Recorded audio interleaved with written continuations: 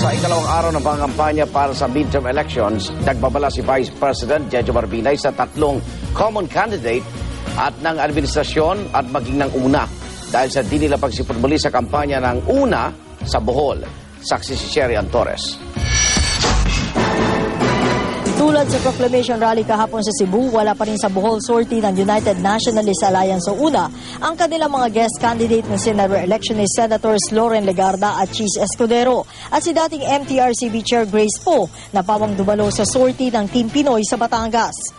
Kaya naman ayon mismo kay Vice President Jejomar Binay na chairman ng UNA, kakausapin na raw ng UNA Executive Committee ang tatlo.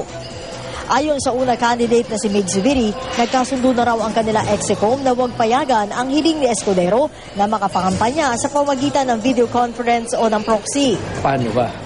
Kasi yung usapan natin, kayo, one, guest candidate. Second, sasama kayo paminsan-minsan sa showcase nila.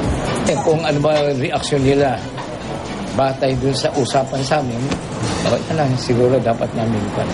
Hindi namin yung kaya pag-desisyonan yun. Sila ang nakalagay dyan para dumusisyon. Si Binay at si Senate President Juan Ponce Enrile ang umalalay sa Bohol sortie ng kanilang mga kandidatong sina Zubiri, Mitos Magsaysay, Ernesto Maceda, Gringo Honasan, Richard Gordon, Jack Enrile, Tingting Pungwangko at Nancy Binay.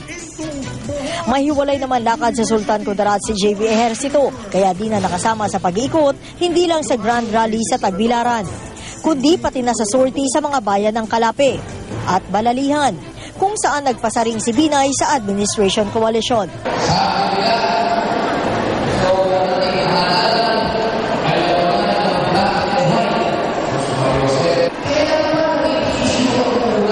Bakit nila gusto maging 12-0? Sila lang ba ang marunong?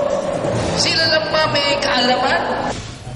Nauna nang sinabi ng palasyo na hindi kulay ng balat ang pinatutungkulan ng black and white, kundi ang pagkakaiba raw ng pinaglalaban ng mga grupo.